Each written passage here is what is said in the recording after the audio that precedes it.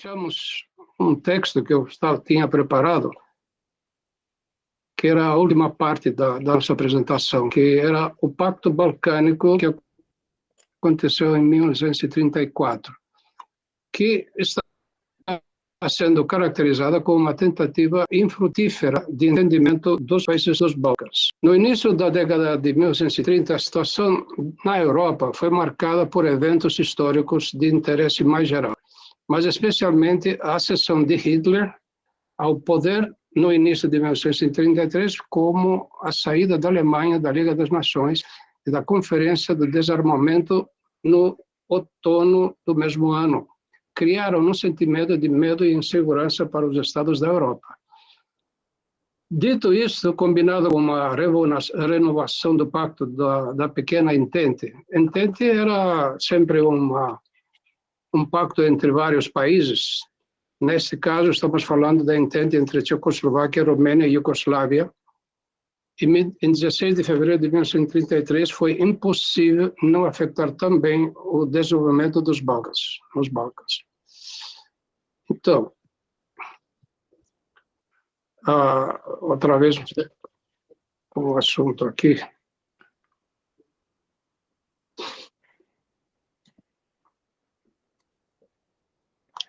Então, em janeiro de 1900 foram realizadas conferências nos Balcãs com o objetivo de promover a cooperação e a resolução pacífica das diferenças dos estados da península entre Albânia, Bulgária, Iugoslávia, Grécia, Romênia e Turquia. A convocação das conferências balcânicas foi uma iniciativa de Alexandros Papanastasi, na sua tentativa de normalizar as relações com os estados vizinhos. Consequência das 4 conferências balcânicas realizadas durante os anos de 1930 a 1934, a primeira conferência balcânica reuniu-se em Atenas em outubro de 1930, a segunda em Istambul e Ankara em outubro de 1931 e a terceira em Bucareste em outubro de 1932, com a quarta em Tessalonique em novembro de 1934.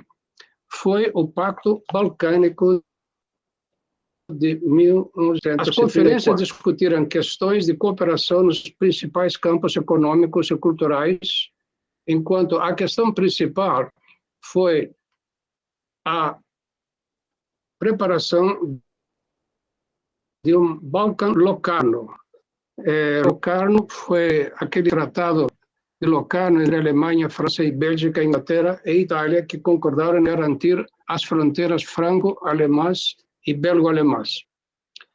Os governos balcânicos perceberam que, caso uma guerra eclodisse e o sistema de segurança fosse abalado como um todo, os acordos bilaterais seriam considerados insuficientes. Por esta razão, era agora necessário estabelecer um pacto multilateral de caráter regional que proporcionasse garantias mútuas entre os estados. Portanto, no final de 1933, a Iugoslávia, a Grécia, a Romênia e a Turquia estavam determinadas a prosseguir com a conclusão do Pacto Balcânico. A Albânia foi excluída das discussões, pois não podia exercer uma política externa independente, enquanto os países balcânicos não queriam provocar o descontentamento da Itália, porque a Albânia esteve sob a influência italiana até abril de 1939, quando a Itália invadiu e ocupou. O principal obstáculo à formação de uma coalizão balcânica foi a Bulgária, como potência revisionista. Apesar dos esforços diplomáticos feitos pelos estados para incluir a Bulgária no pacto, ela não pode aceitar o status quo que lhe foi imposto pelo Tratado de Paz de 1919, pois desejava sair para o Mar Egeu. Desde então, a revisão dos tratados da Primeira Guerra Mundial, e em particular do Tratado de Negi, foi um tratado que foi assinado pela Bulgária e um monte de outros países aqui, não? Com termos muito desfavoráveis à Bulgária. Tem sido o objetivo central da política externa búlgara. Portanto, sua adesão a um pacto que garantisse o status territorial dos países que dele eram partes a privaria da possibilidade de recorrer ao artigo 19 da Carta da Liga das Nações, que previa a revisão dos tratados de paz e permanecessem inaplicáveis. Ao mesmo tempo, o governo búlgaro de Nikola Mushanov, 1931 a 34, estabeleceu suas próprias condições para a assinatura do Pacto Balcânico, remoção das disposições restritivas sobre o rearmamento da Bulgária, isso já tinha sido imposto à Bulgária, saída territorial para o Egeu e, acima de tudo, proteção das minorias búlgaras. Do exposto, torna-se claro que os Estados balcânicos não poderão satisfazer os pedidos dos búlgaros, como resultado de que a Bulgária não foi, a partir desse ponto de vista, a Bulgária não foi incluída, finalmente, na coligação balcânica e se viu isolada dos países vizinhos. Por essa razão, o governo búlgaro se opôs à assinatura de acordos bilaterais, e de não agressão, sem, no entanto, conseguir que os outros estados concordassem. Finalmente, o Pacto de Entendimento Balcânico foi assinado em 9 de fevereiro de 1934 na Academia de Atenas, ou seja, no prédio na sala da Academia de Atenas, pelos ministros de Relações Exteriores da Grécia, Turquia, Iugoslávia e Romênia. Tinha duração de 2 anos, renovável por 5 e depois por 7 anos. O objetivo deste acordo multilateral interestadual, como mencionado, era manter o status quo territorial na região, a salvaguarda, ou seja, das fronteiras internas dos países da Península de Emos. Emos é a cordilheira lá dos Balcãs, não? Mais especificamente, a Iugoslávia, a Grécia, a Romênia e a Turquia concordaram com proteção mútua das fronteiras dos Balcãs, que é o parágrafo 1º do tratado, e não celebrar qualquer acordo com outro Estado balcânico que não faça parte da Convenção, sem o consentimento dos demais Estados. Isso aqui foi o artigo 2. Além disso, conforme definido pelo terceiro e último artigo do Pacto, caso outro Estado balcânico assim o deseje, poderá aderir a ele desde que haja consentimento dos outros países. Portanto, a porta para a Bulgária permaneceu aberta. Eis aqui uma foto do instante do momento da assinatura do pacto, de 9 de fevereiro de 1934, na Academia de Atenas, pelos ministros das Relações Exteriores dos 4 países dos Balcãs. Não? Então, o Pacto Balcânico é a visão de uma União Balcânica sem assinatura da Bulgária e da Albânia, permaneceu incompleto. Por isso, o pacto provocou a reação de grande parte do mundo político da Grécia. Eleftherios Venizelos e os outros deputados da oposição se opuseram tanto ao espírito geral do pacto quanto aos seus termos, pois havia o medo de envolver a Grécia em um conflito de guerra com alguma potência extra-balcânica por causa da segurança de um Estado balcânico.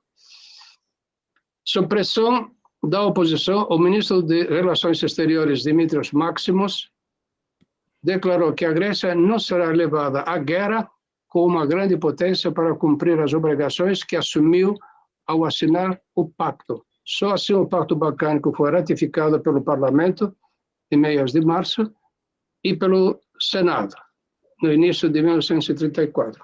A postura de Atenas desagradou o resto dos países aliados, e especialmente Belgrado e Bucareste, pois significava que a Grécia não apoiaria a Iugoslávia e a Romênia no caso de uma guerra ítalo-iugoslava ou romeno-soviética, respectivamente. Portanto, eles consideravam que o pacto automaticamente deixaria de ter valor enquanto um dos estados contratantes mantivesse posição precária.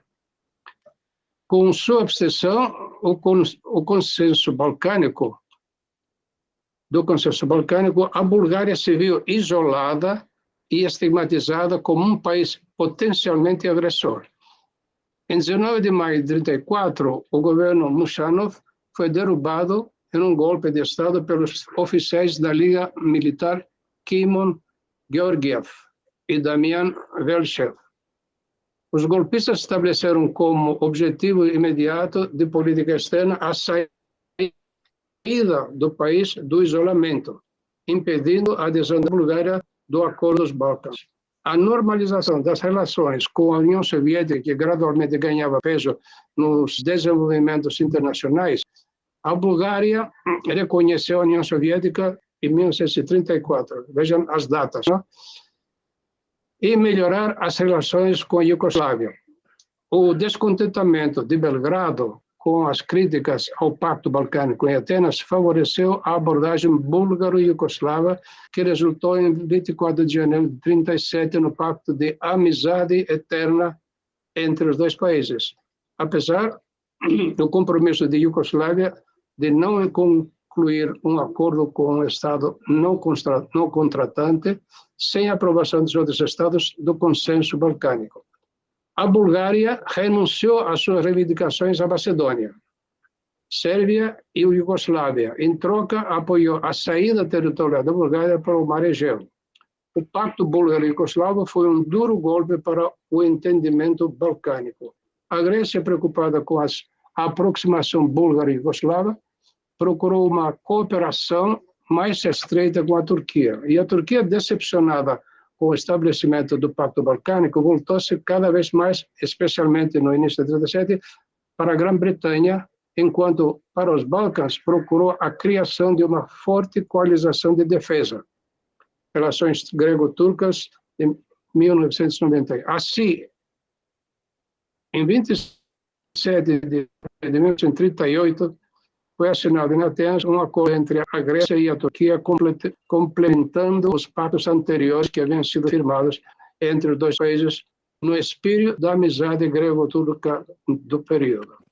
Com a conclusão do Pacto Búlgaro-Iugoslavo em 1937 e do Pacto Greco-Turco de 1938, dois eixos foram criados dentro da coalização balcânica, com a Romênia sendo elevada a um estado de insegurança e buscando mais apoio na Turquia e na Grécia.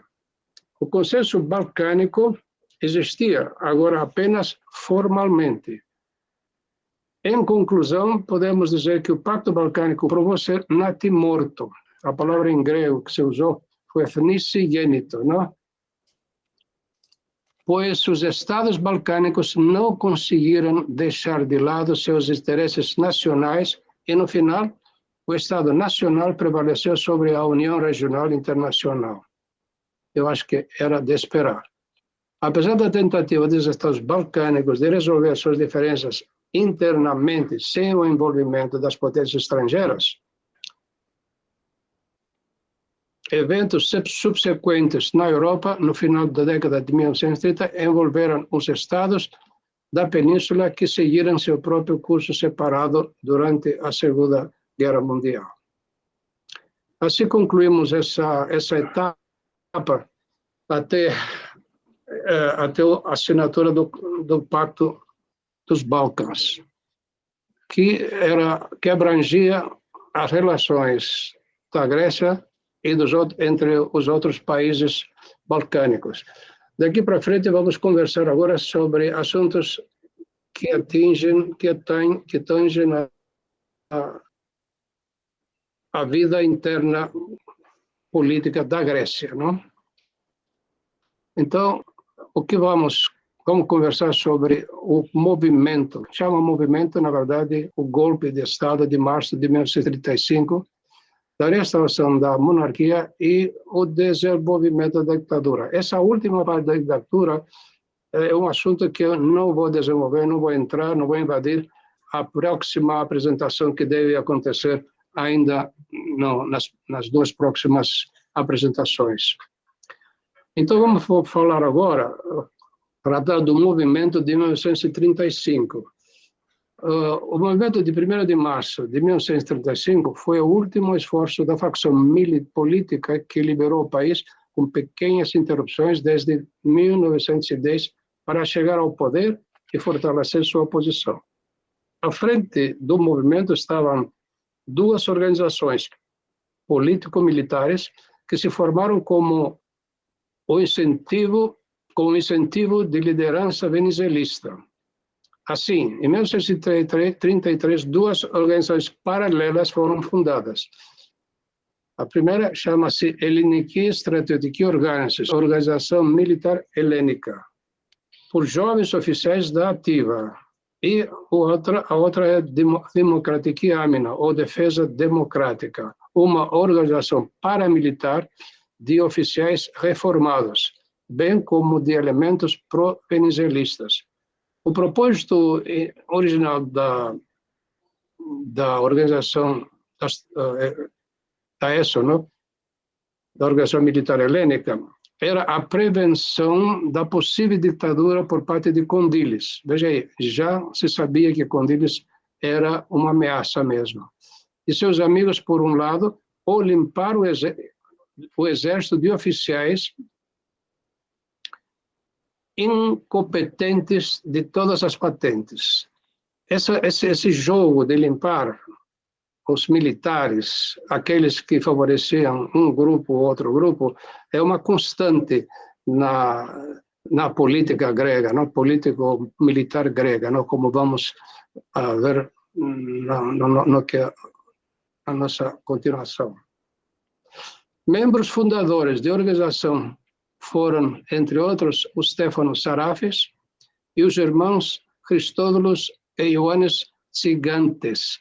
Você vê esse nome Tsigantes, é um nome que tem sua semelhança com nomes italianos. Eles nasceram na Romênia, porém de uma família de Kefalonia, não? Então o nome é de Kefalonia, não? Quem visita a Grécia, a parte chama do Heptaneso, das 7 ilhas, não? Vai sentir que tem um número grande de palavras, de lugares, de cidades, etc., todas com nomes de origem italiana. A defesa democrática inicialmente tinha metas menos ambiciosas. Seus membros esperavam principalmente reconquistar as posições do exército que ocupava antes de serem expulsos. Está começando a vingança, não? O presidente e o presidente honorário da organização eram Anastasios Papoulas e os Stylianos Gonatas, embora, de fato, o líder verdadeiro era o autoexilado na França, o general Nicolas Plastiras, o nosso conhecido Nicolas Plastiras. Através da mediação de políticos venezuelistas, especialmente de Alexandros Zanas, colaborador próximo de Venizelos, as duas organizações logo foram fundidas, pelo menos formalmente. Para a coordenação das ações, foi nomeada uma comissão de 3 membros formadas por Alexandre Zanas e 2 oficiais representando as duas organizações, o almirante aposentado Colli Alexis, da Defesa Democrática, e Sarafis, da ESO. Mais perto dos políticos venezuelistas estava a Defesa Democrática, que tinha sido formada por iniciativa deles. No entanto, seus membros impacientes para retornar ao exército, que tinham sido expulsos, muitas vezes criavam problemas dentro do próprio movimento, pedindo sua aceleração, a aceleração do golpe. Assim, desde o início, as manobras secretas destinavam-se principalmente na conjunção de opiniões dos oficiais expulsos do exército, por um lado, sempre em consonância com seu idealizador do movimento Plastiras, e, por outro lado, a classe política guiada por Venizelos. A essas alturas, Venizelos considerou que era necessário reconhecer o caráter moral do movimento, isto é, o objetivo do movimento seria a defesa do Estado de Direito. Ele queria dar uma caracterização de moralidade, não? De patriotismo, não? Para se afastar da ideia do golpe. Em janeiro, uma falsa exacerbação da política pela imprensa pró-governo e pela imprensa da oposição, por ocasião da declaração de Venizelos de que, se o governo persistia em considerar-se governo de situação, a oposição chamaria o vingador Plastiras. O diário pró-governo de Giorgos Vlachos, Giorgos Vlachos era o diretor-chefe lá do diário, não? Lançou um ataque feroz e raivoso contra Venizelos e Plastiras e contra o partido venezuelista em geral. ele escrevia, os venezuelistas, em 8 de janeiro, da edição de 8 de janeiro, se eles tomarem no poder, eles se restabelecerão nas ruínas do parlamento por meio de uma sangrenta revolução. Portanto, não por nossa causa, mas por causa da paz, eles nunca deveriam chegar ao poder. E no dia seguinte continuou com a seguinte frase, em outros países, os venezuelistas, e na proporção de seus crimes, todos eles teriam sido considerados a uma oposição perpétua. Vocês veem já a mistura não tão acirrada da imprensa com assuntos da política, não? Em Rainha, Creta, não? Em 20 de janeiro, Venizelos fez a seguinte declaração, se os governantes da Grécia insistem que não podem ser derrubados por meios constitucionais, a derrubada viria necessariamente e fatidicamente, então, pelo general Plastiras, que foi reconhecido por todos como o Vingador. Mas eu ainda espero, mesmo que seja esperança, que a necessidade da vingança ainda pode ser evitada. As hostilidades com troca de ataques continuaram em um vai e vem incessante. Agora estou aqui tentando dar continuidade às minhas páginas aqui.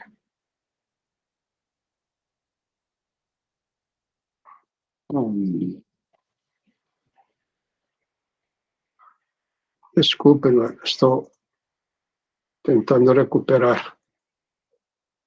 Tudo bem? Tudo bem.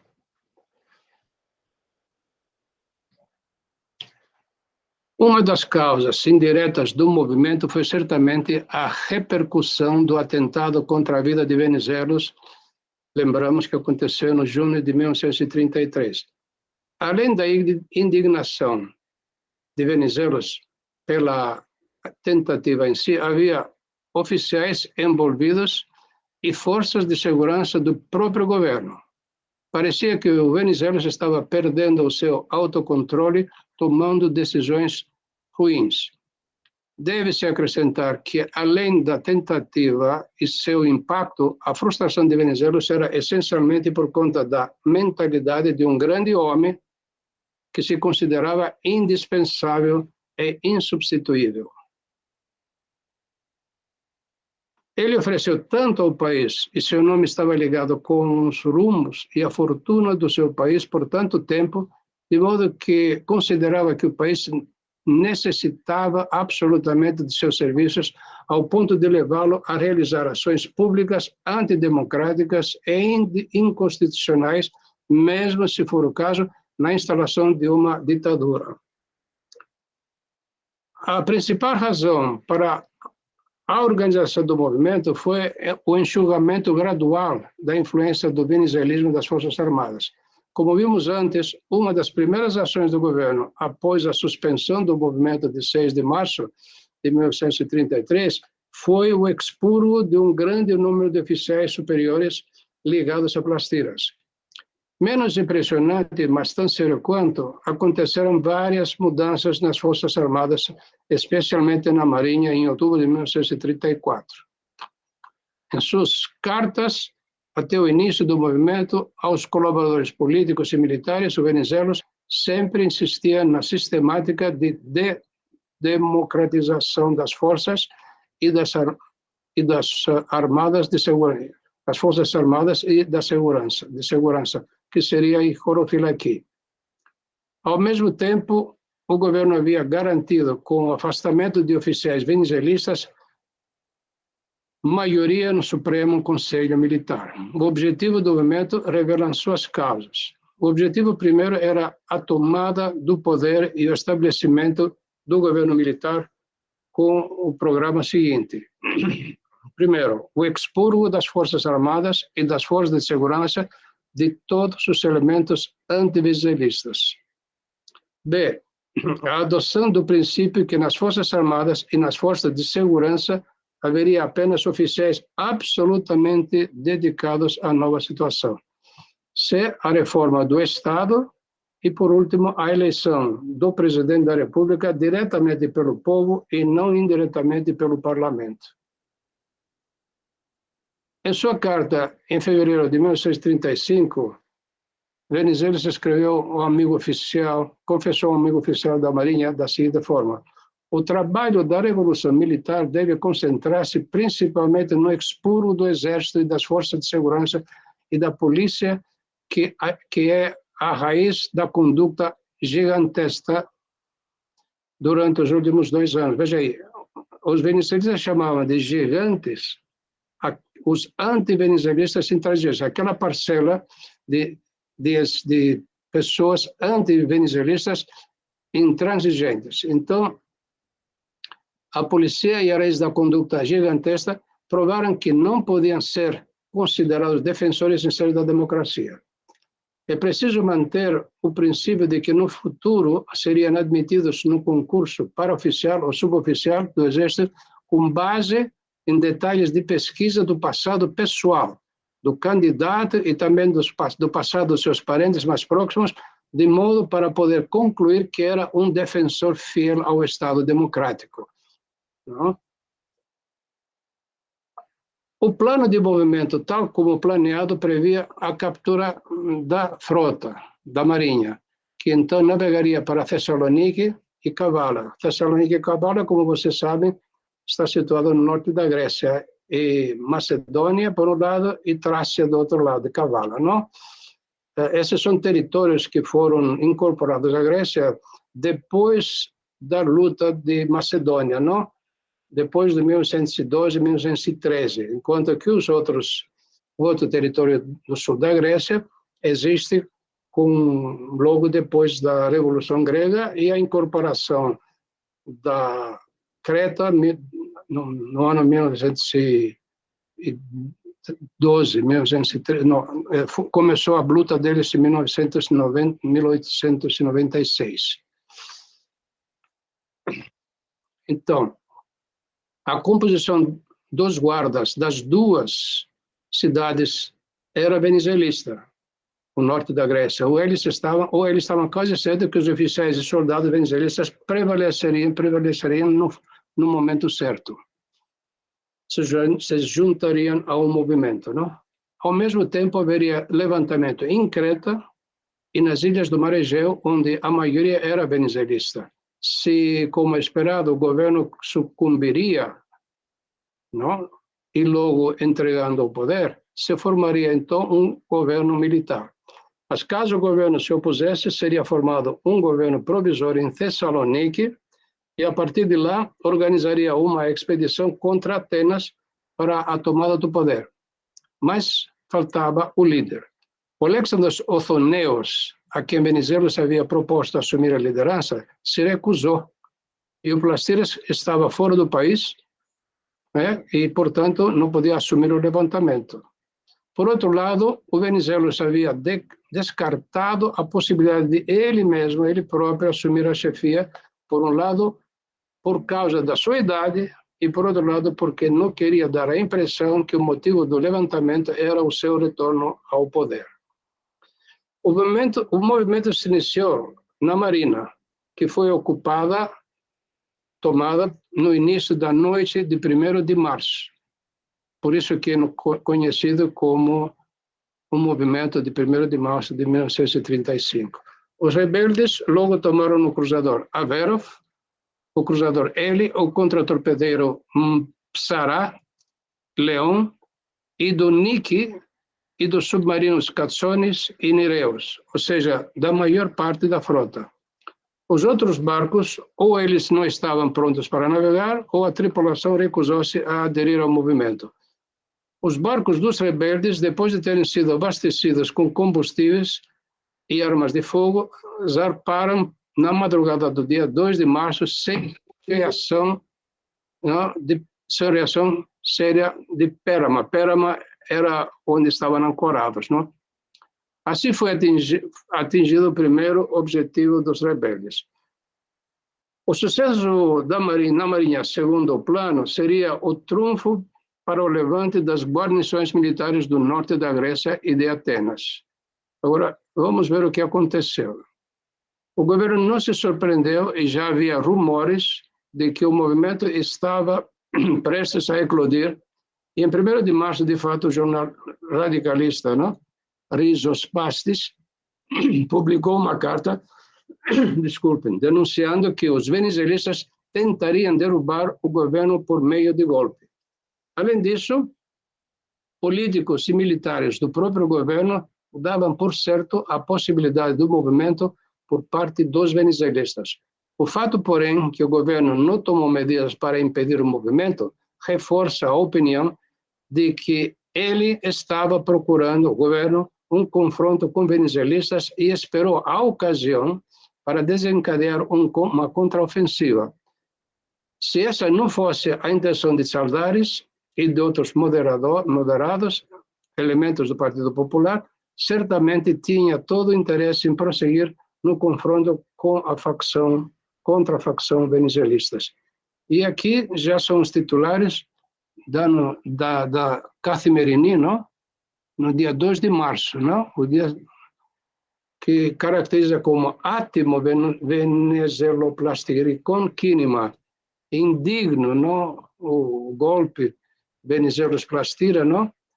Que foi declarado ontem na Marina e totagma categoria e tudo foi tomado, tudo foi derrotado a tempo pelas forças do governo, depois de um bombardeio que durou a noite toda, o Lonictos canonogolismos, e Nandion Tonitron contra os golpistas, não? Hediondo, chama a palavra ictron, hediondo, não? E que rictos straticos nomos foi declarado a lei marcial para toda a Grécia e que venissem as políticas que descadastassem e o governo é dona absoluta da situação, né? Vamos tentar continuar aqui agora. Estou com estas paradas indesejadas.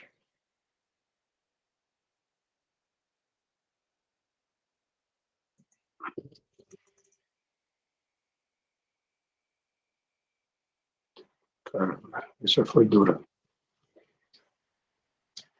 E aqui outra vez, e proia, exera e quinima procalhas ampolioros e matriz siraxos, quer dizer, foi um enfrentamento sangrento dentro da capital.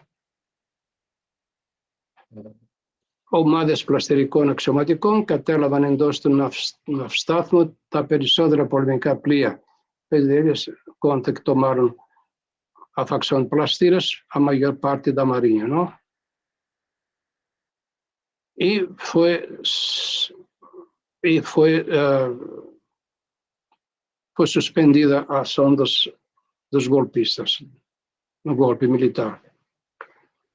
Agora, uma das primeiras ações do governo foi a aplicação da lei marcial. Como a Constituição não permitia a declaração da lei marcial, veja aí, exceto em caso de guerra, e com a aprovação do legislativo que deveria ser convocado em 5 dias, o governo não queria usar este caminho por causa da maioria venezuelista, não queria submeter nada ao parlamento porque provavelmente perderia, não? Por causa da presença grande de venezuelistas. Então, a saída que o governo encontrou foi aplicar um decreto-lei de 1912, que era um decreto sobre a situação de assédio, de cerco, não? Com base nesta lei, o governo decidiu declarar a lei marcial e a suspensão de princípios dos principais artigos da Constituição.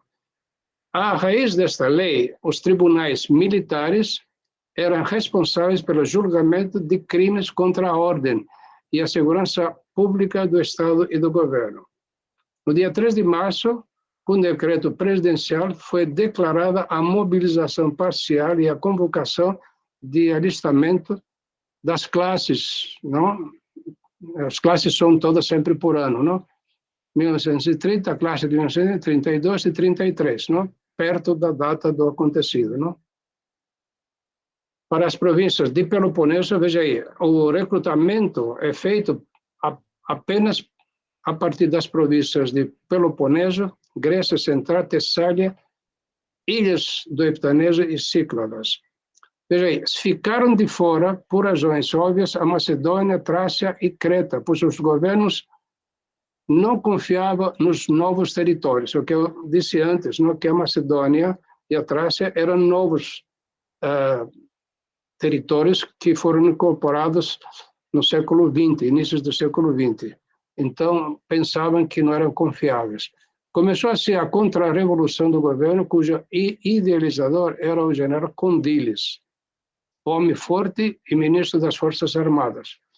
Do lado dos rebeldes, havia divergência sobre o plano de ação. Assim, a frota, em vez de se dirigir à Grécia do Norte, foi para Creta, chegando ao porto de Suda, no dia 2 de março.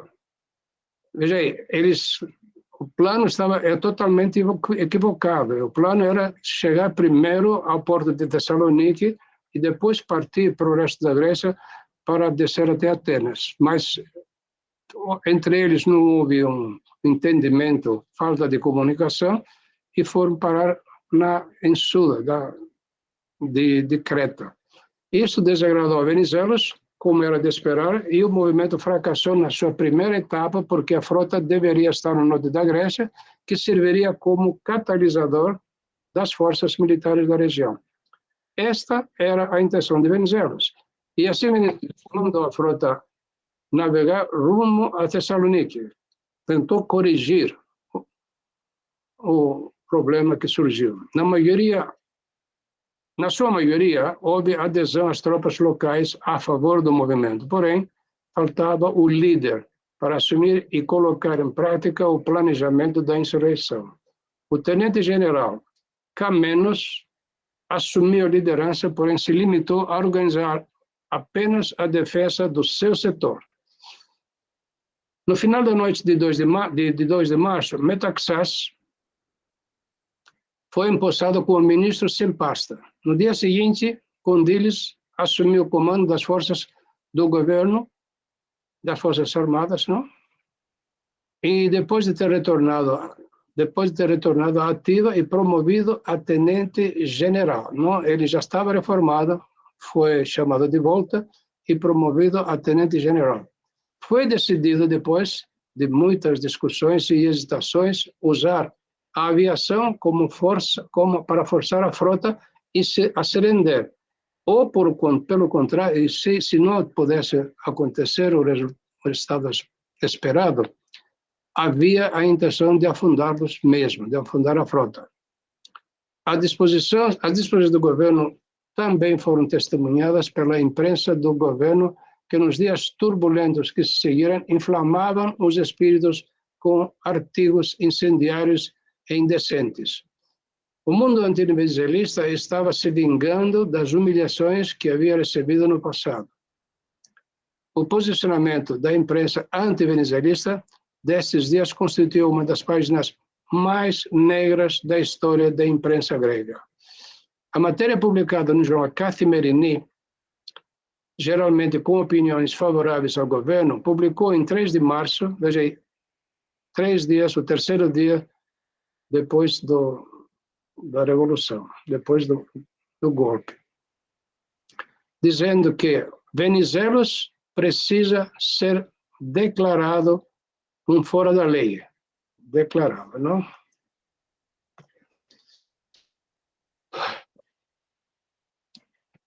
Um fora da lei.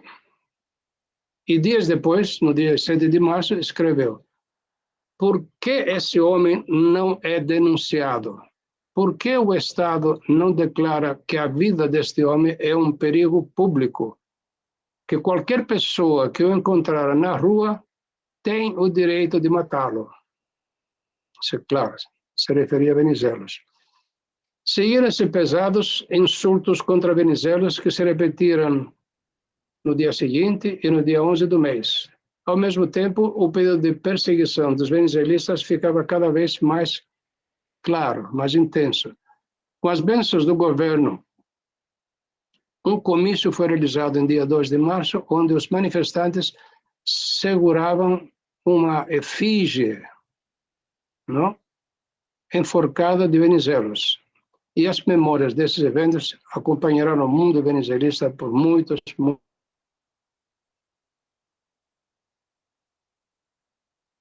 anos. Eis aqui a realização desse comício, dessa manifestação popular.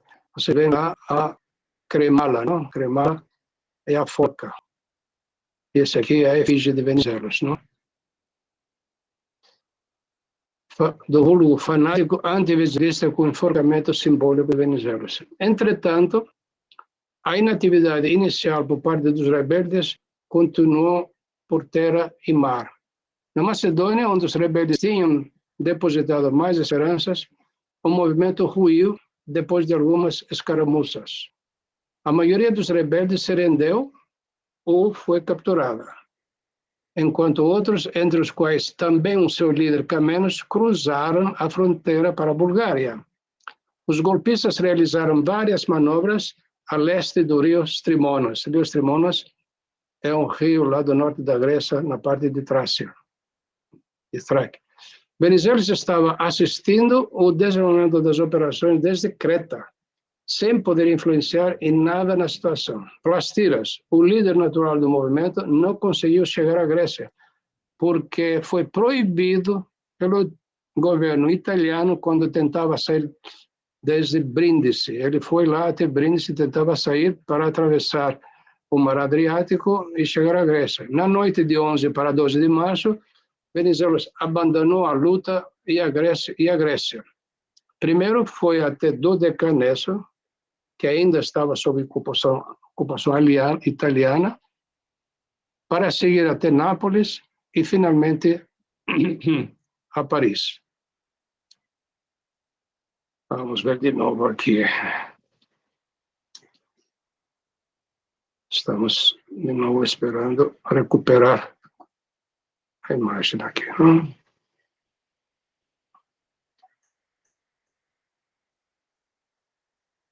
Deixa eu ver. Eu acho que está certo, não?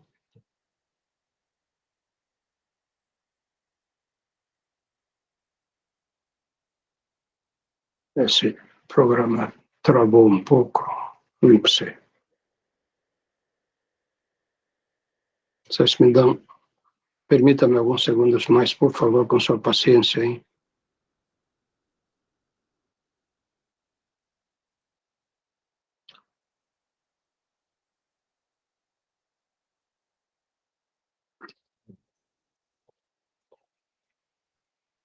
Bom, finalmente. Desculpe o atraso. O movimento entrou em colapso devido a fraquezas internas. Também o movimento carecia de uma base ideológica e as declarações que Erbilyan tentava prevenir a restauração da monarquia não convenceu, exceto aos fanáticos venezuelistas. As grandes massas da população permaneceram indiferentes aos sermões revolucionários e muitos conservadores abandonaram Venizelos. Os progressistas, por outro lado, não estavam mais satisfeitos com as limitações das orientações ideológicas. O movimento de 1º de março, as potências externas ficaram ausentes, se não por outro motivo, pelo menos por causa da curta duração. Dos aliados balcânicos, apenas a Iugoslávia se posicionou e se dispôs a fornecer ao governo grego aviões de combate que faziam muita falta naquele momento.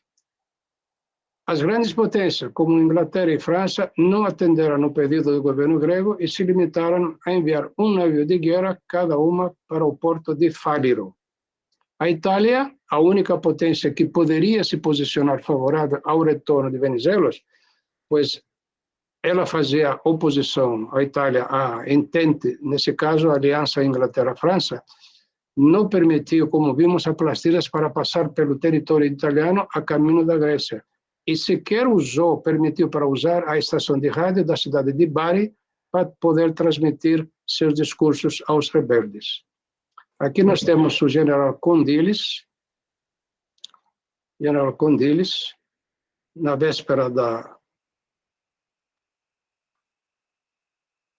do golpe de 1935. À esquerda das forças... Senhor.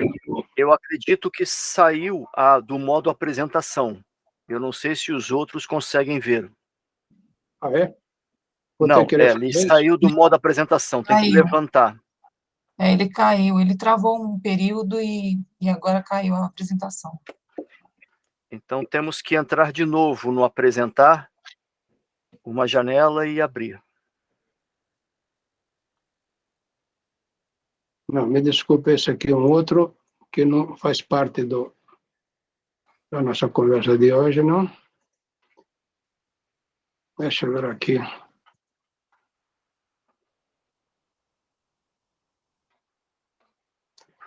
Eu vou entrar de novo.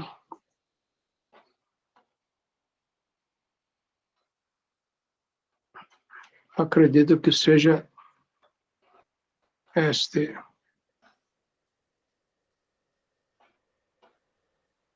Também não é. Eu vou ter que procurar o meu arquivo, tá? Vocês me desculpem. Eu preciso me recompor aqui. Essa falha que houve.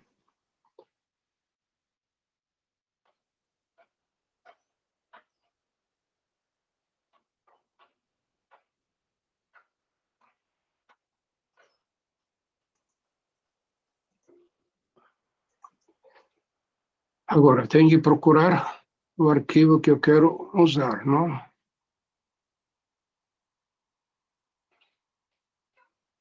Caramba.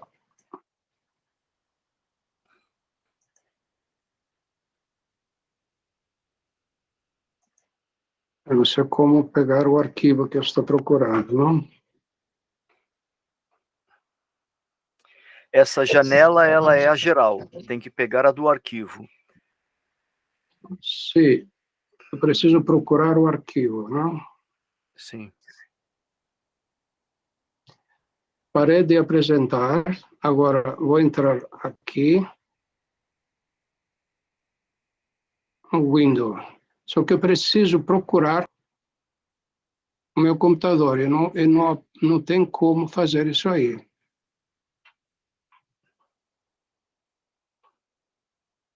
Uma alternativa seria fechar e abrir o arquivo, porque ele vai ler e entra na apresentação para buscar. Então, eu vou fechar ele. Abre, manipula ele e depois entra no apresentar janela, né? E ele vai aparecer, então, no compartilhamento da janela, para clicar e compartilhar.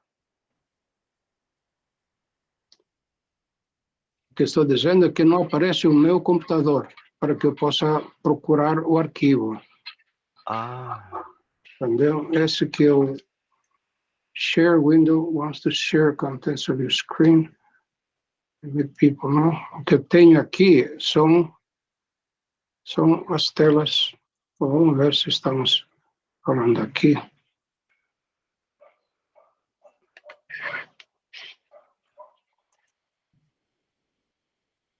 Essa não entrou, não? Não, ainda não entrou.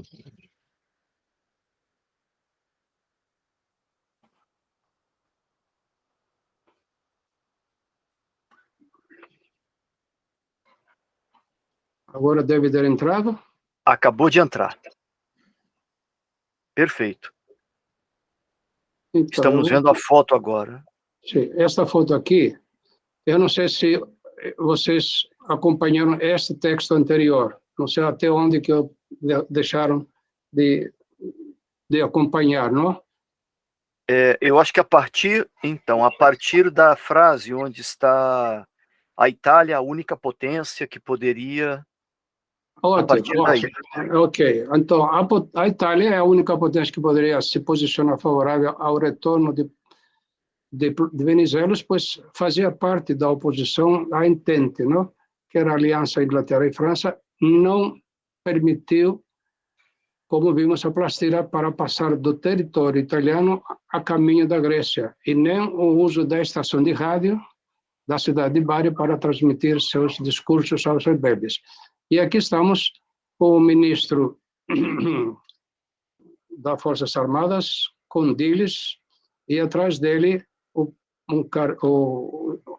general Georgios, o Protosíngelos, chama Protosíngelos, esse senhor aqui, não? Bom, agora, após o colapso do movimento, surgiram logo as primeiras intrigas dentro das fileiras do governo. Em 18 de março, Metaxás renunciou ao governo porque não foram tomadas as duras medidas que ele havia indicado contra o venezuelismo. Ele também havia solicitado o afastamento de Condilis, que naturalmente foi rejeitado, não? Quer dizer, havia uma busca, uma briga pelo poder de grande porte.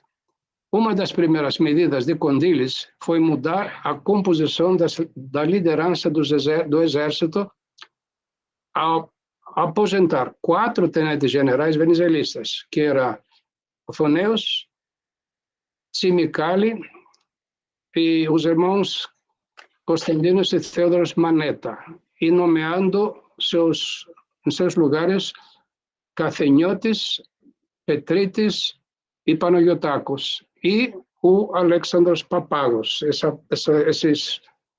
Esse general Papagos, vamos ver ele depois, quando assumiu as forças contra o levantamento comunista, não, da Guerra Civil Grega.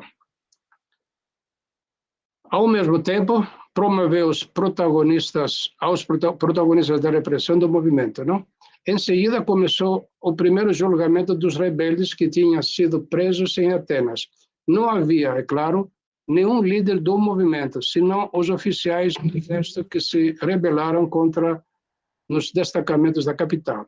O julgamento começou no dia 18 de março e durou 13 dias. Veja aí, 18 de março, nós estamos falando de 1º de março, quando começou o golpe. Já no 18 de março, já estávamos julgando os responsáveis. O Tribunal Militar, presidido pelo tenente-general Konstantinos Bakopoulos, recebia pressões dos antivenezuelistas intransigentes que exigiram sentenças de morte, enquanto que os moderados tentavam evitar decisões semelhantes, não? Esses últimos, os moderados, finalmente prevaleceram e o Tribunal Militar condenou os oficiais acusados à prisão perpétua a penas mais curtas. Os sarafes e os irmãos Segande foram condenados à cadeia perpétua.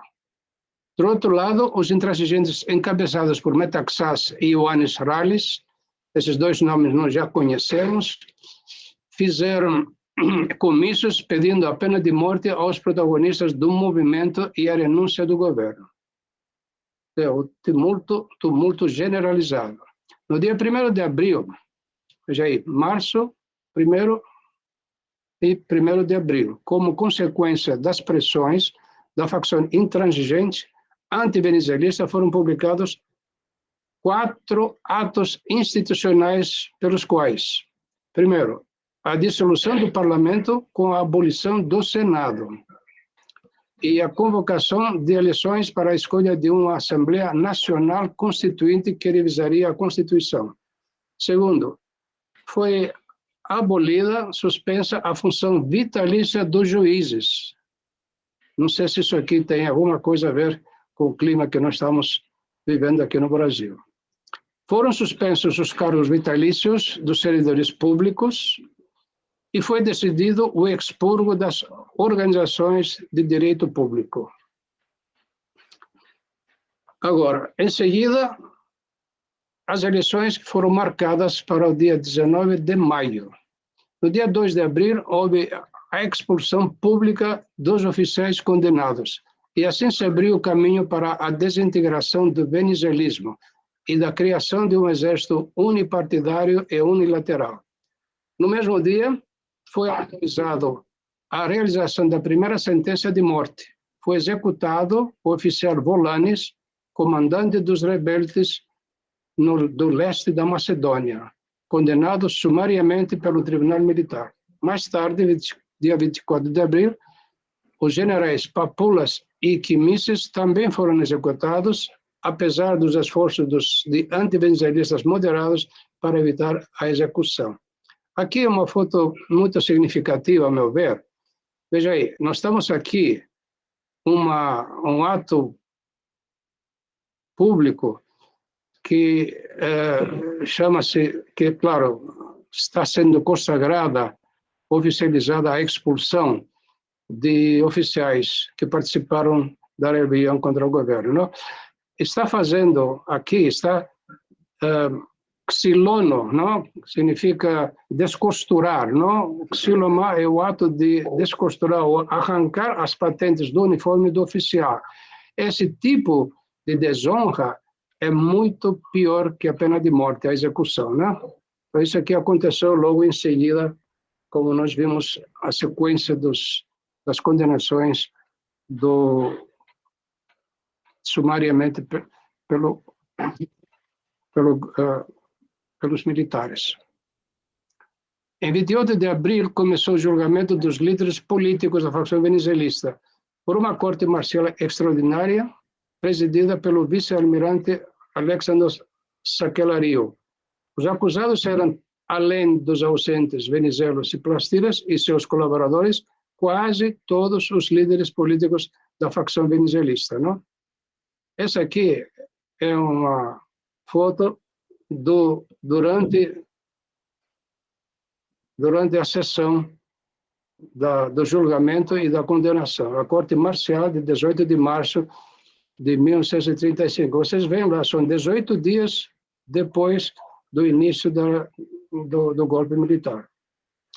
E aqui uma nota interessante. No total, até 14 de abril de 1935, em todo o país, 1.130 militares e civis foram encaminhados e julgados.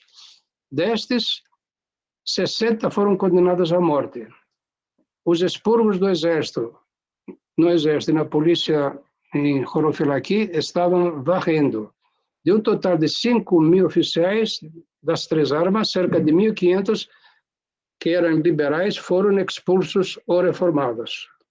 O mundo antivenezuelista, no entanto, estava procurando culpados para se vingar da execução dos 6 de 1922. Vocês devem lembrar, quando o término da catástrofe Ásia Menor, encabeçado por Plastiras, julgou e executou 6 generais e políticos daquela época responsáveis pelo fracasso.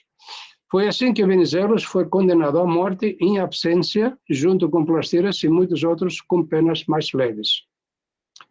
Agora, terminada essa fase, vamos ver a chegada, a reimplantação da monarquia na Grécia. Esse aqui, o rei Geórgios o Défteros, o segundo, Geórgios II, não? Vamos simplesmente ver um pouquinho a sequência de acontecimentos até a chegada dele. O ponto de partida para a restauração da monarquia foi o movimento de março de 1935. Após o fracasso do movimento e as ações de Venizelos, foram dirigidas principalmente a influenciar os desenvolvimentos políticos que o próprio movimento teve por objetivo. A primeira preocupação de Venizelos foi mitigar as consequências do movimento para a facção venezuelista, que foi exposta a perseguições após o fracasso do movimento. Venizelos se opunha à restauração da monarquia, principalmente porque tinha sérias reservas e temia que ao voltar para a Grécia, o ex-rei Geórgios II se tornaria líder dos elementos intransigentes e da facção governante e não um rei constitucional de todos os gregos. Vale especular sobre a questão. O Venizelos teria objeções se o rei assegurasse que voltaria como rei constitucional e não como líder do partido político? Já nos bastidores, Venizelos manifestou que nunca daria seu consentimento para a restauração da monarquia porque a facção monárquica não queria um rei, mas um rei líder do seu partido. Os moderados da facção anti-venezuelistas, que eram representados pelo seu líder do Partido Popular, Saldares, estavam pensando que eles poderiam contar com uma confortável e longa permanência no poder, dentro do quadro do sistema político existente. Saldares poderia se considerar, por um bom tempo, como o regulador da situação política. Um político, ele, claramente conservador e moderado. Por ele e pelos moderados da sua facção, uma república monárquica era preferível a uma república sem rei, desde que Sua Majestade se mantivesse estritamente dentro dos limites da Constituição como agente regulador do sistema político. Com essa premissa, não era descartada a restauração à democracia reinante com o retorno do rei Rodrigo II. Vale notar que o veredicto popular livre, nesta etapa, não daria uma esmagadora maioria ao retorno do rei. Esta era a constatação generalizada. Os objetivos dos antivenezuelistas radicais eram óbvios. Eles buscavam a restauração da monarquia por meio de golpe que prolongaria a polarização e excluiria a possibilidade de reintegração daqueles que desertaram do exército. Neste caso, o rei ficaria refém deles e seria forçado a confiar naqueles que apoiavam seu retorno. Não? Assim, as aspirações antivenezuelistas radicais, como Metaxás e Condiles, eram exclusivamente de cunho político. Seu objetivo principal era monopolizar o poder com a presença do líder do partido que, por necessidade, ia proteger seus interesses pessoais. Vale lembrar que, em 1924, Metaxás era a principal liderança política que era a favor da República sem rei, naquela época. Agora ele virou a casaca, não? O Condiles, por outro lado, teve visões semelhantes em 1935. Para seu objetivo, ele contava com a marginalização gradual de Saldares e de outros moderados da facção anti-venezuelistas. Esse aqui é o que o Condiles estava esperando que pudesse acontecer. O primeiro gesto de negociação, mas também um aviso de Venizelos para seus adversários, foi a declaração da sua renúncia à liderança do Partido Liberal, que foi publicada no 1º de junho. Na declaração, Venizelos alertava que não iria buscar no futuro uma posição eletiva, mas se os partidos governantes propusessem restaurar a monarquia com o intuito de instalar uma ditadura partidária, certamente ele não ficaria indiferente. As eleições da Assembleia Nacional foram anunciadas para o dia 19 de maio, mas o governo Saldares adiou a data das eleições para 9 de junho, não? Um pouco menos de um mês depois, na tentativa de assegurar a participação da facção venezuelista nas eleições e nos movimentos políticos. Ao mesmo tempo, levantava a lei marcial. Foi um gesto que visava alertar aos opositores que seriam corresponsáveis pelos acontecimentos políticos, enquanto que ele assumia o papel de regulador do partido governante. Ainda assim, não havia tempo hábil para que os venezuelistas pudessem se recompor depois de suas sucessivas derrotas. Nas eleições de 9 de junho, foram adversários importantes Metaxás e seus monarquistas assumidos por um lado, e Saldares e Condiles do outro. A colaboração entre Saldares e Condiles era meramente circunstancial e claramente oportunista. Condiles estava simplesmente promovendo seus planos políticos para a ascensão ao poder que estava tentando conquistar de qualquer forma. As eleições foram realizadas com um sistema de maioria ampla. Os privilégios, havia privilégios para as ilhas na hora da votação, para as ilhas Pete, Sidra e Psará, e foram abolidas. Não são exatamente os detalhes desses privilégios, foram abolidas por ato do governo e também das associações eleitorais israelitas de Tessalonique. Veja aí, havia uma parcela muito importante de Tessalônica, da população de Tessalônica, eram israelitas. Isso é um fato histórico. E também dos muçulmanos de Trácia, que obviamente existem até hoje.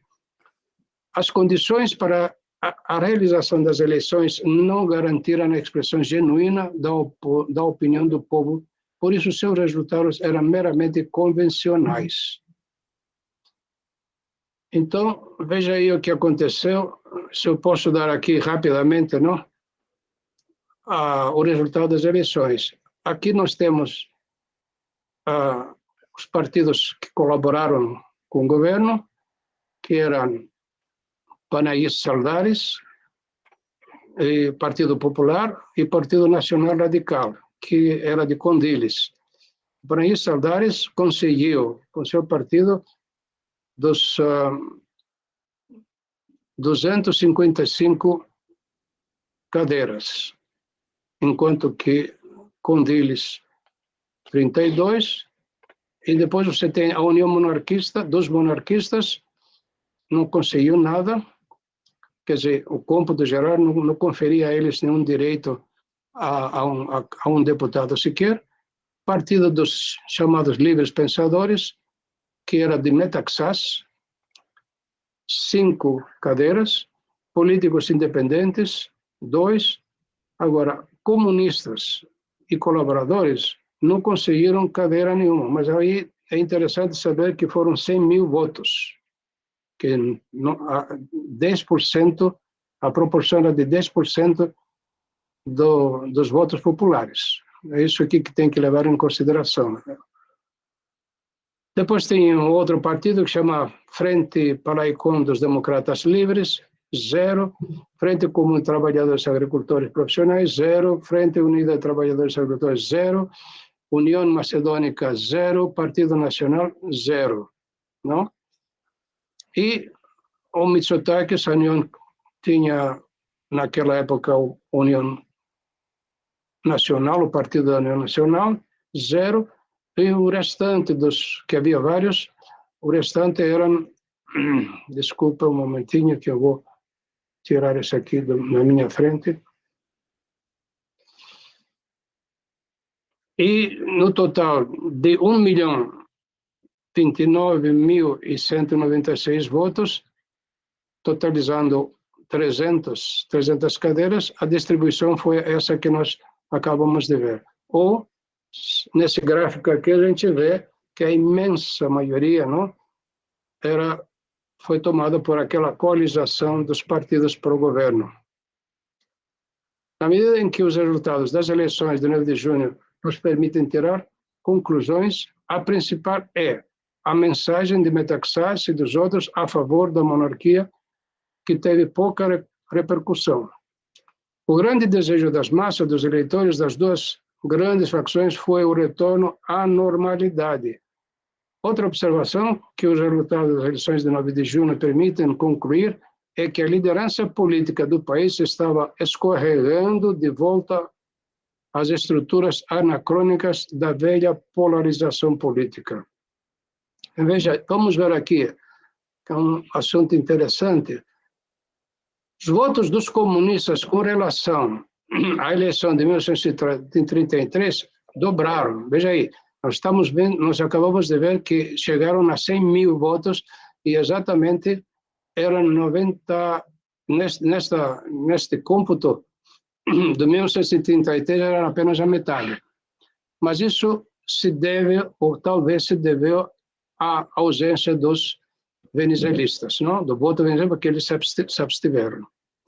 Entretanto, os antimonarquistas intransigentes ameaçavam com conflitos civis se tentassem restaurar a monarquia. Mas as lideranças dos partidos paleodemocratas tentaram evitar soluções extremas. Em 10 de julho, a 5ª Assembleia Nacional aprovou uma resolução pela qual foi decidido realizar uma consulta popular até o dia 15 de novembro para definir o sistema político do país. Após a aprovação da resolução, a Assembleia Nacional suspendeu seus trabalhos até o dia 10 de outubro. No mês de agosto, foi decidido que o governo deveria estabelecer contato com o rei exilado em Londres. A missão do governo para esse contato ficou a cargo do ministro da Economia, Georgios Pezmazoglou, quem levava uma carta de Tsaldaris, na qual o presidente enfatizou Tsaldaris, que a restauração do rei ao seu trono deve ser feita através de um referendo genuíno e honesto, porque só assim cessará a inimizade e os confrontos entre as duas facções e livrará o país de conflitos internos perigosos. O embaixador Pezmazoglou portava também uma carta de convites dirigida ao rei, que, entre outras coisas, dizia: o rei, ao regressar, deve naturalmente respeitar as liberdades do povo e auxiliar os esforços do governo para disciplinar o povo que foi induzido a uma anarquia espiritual. O rei Georgios declarou que rejeitaria qualquer mudança do sistema político do país mediante golpe militar e expressou categoricamente que retornaria somente com o clamor popular. Neste momento fica difícil duvidar da sinceridade do rei, se de fato ele precisava contar com a aprovação do povo ou não. Claramente, a intenção do rei era voltar. A situação política, tanto a interna como a internacional, demandavam sua presença na Grécia, a presença do rei. Após seu encontro com o rei, Pezmazoglou queria saber a disposição de Venizelos, com quem se encontrou em Paris no dia 2 de setembro. Segundo Pezmazoglou, Venizelos deixou entre linhas que, a princípio, não se opunha à restauração da monarquia desde que o rei assumisse seu papel de rei constitucional e se dedicasse à unificação do povo grego. Inclusive, estaria disposto a trabalhar para convencer seus partidários a aceitar a restauração da monarquia. Venizelos deixou claro que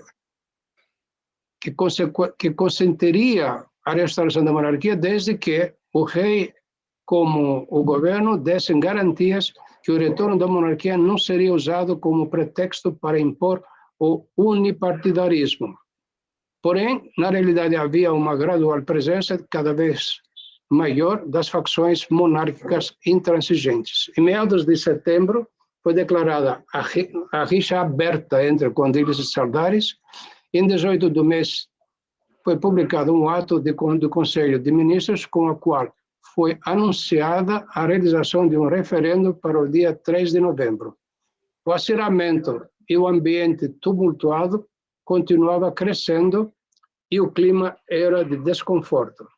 A Inglaterra, que estava sempre presente na vida política da Grécia, apoiava o retorno do rei, porém, com ressalvas, porque na situação atual o rei ficaria como líder das facções monárquico-intransigentes.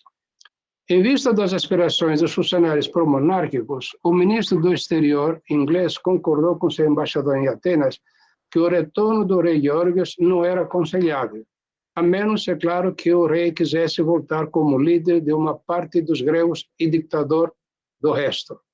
Mas, entretanto, a crise da Itália com a Etiópia atuou como catalisador na política britânica e foi o ponto de partida do estreitamento das relações entre a Grécia e a Inglaterra. Em 10 de outubro, Condilis e os chefes das Forças Armadas, tenente-general Papagos e Pepas e o vice-almirante Economo, suspenderam o governo de Tsaldaris e assumiram a administração do país.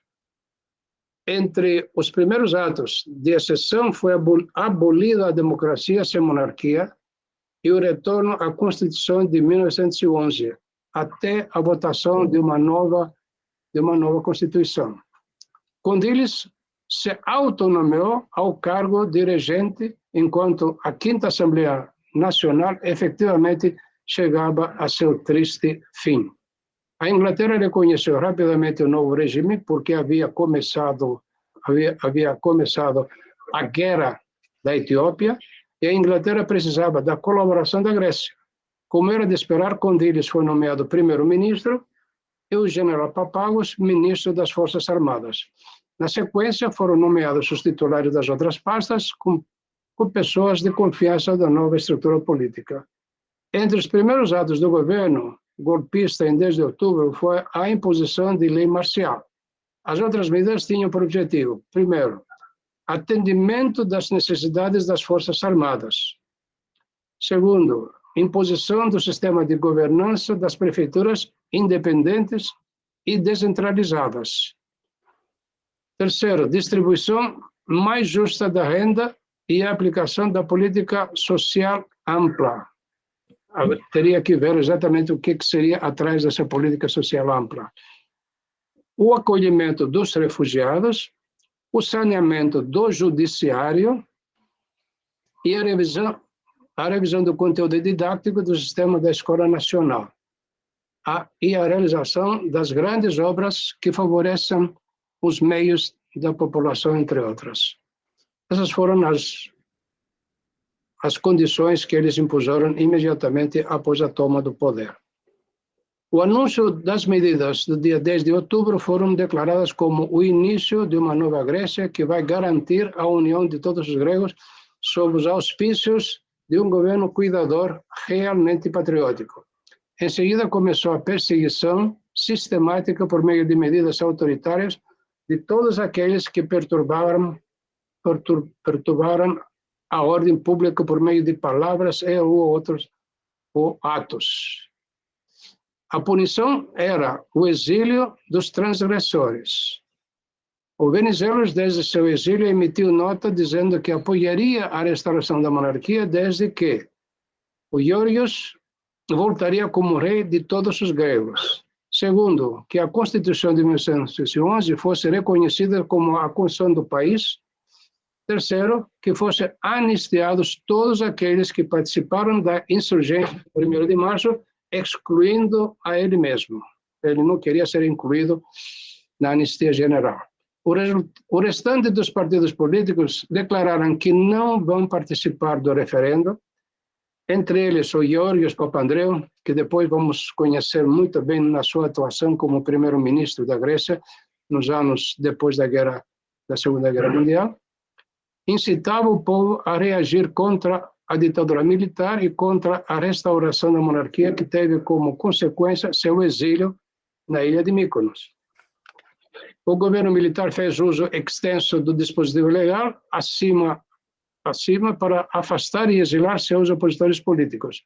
A consulta popular do dia 3 de novembro trouxe os resultados que eram esperados, produto claro de falsificação sem precedentes. Vamos ver. Do total de 1,5 milhão de votos, a monarquia recebeu quase 1,5 milhão, isto é, 97,88%, a totalidade dos votos. E a democracia tão somente 2,12%, 32 mil votos. E, de repente, apareceram 386 mil votos a mais que nas eleições de 1933. Como era de esperar, os líderes dos partidos democráticos não reconheceram o resultado e este fato produziu a desculpa para o retorno do rei. Em definitiva, o resultado das eleições evidenciou a crise profunda das instituições democráticas que assolavam o país, onde uma facção impunha sua vontade sobre os demais. No meio de tanta insolvência política, era necessário partir para um entendimento amplo. Nos bastidores, se iniciaram os contatos entre a facção venezuelista e os anti-venezuelistas e com os colaboradores do rei. Em seguida, aprovaram um acordo. Primeiro, a formação de governo emanado, extraído do Congresso Nacional, que cuidaria da aprovação e da promulgação da Constituição. Em seguida, seria dissolvido o Congresso e seriam proclamadas eleições com sistema proporcional.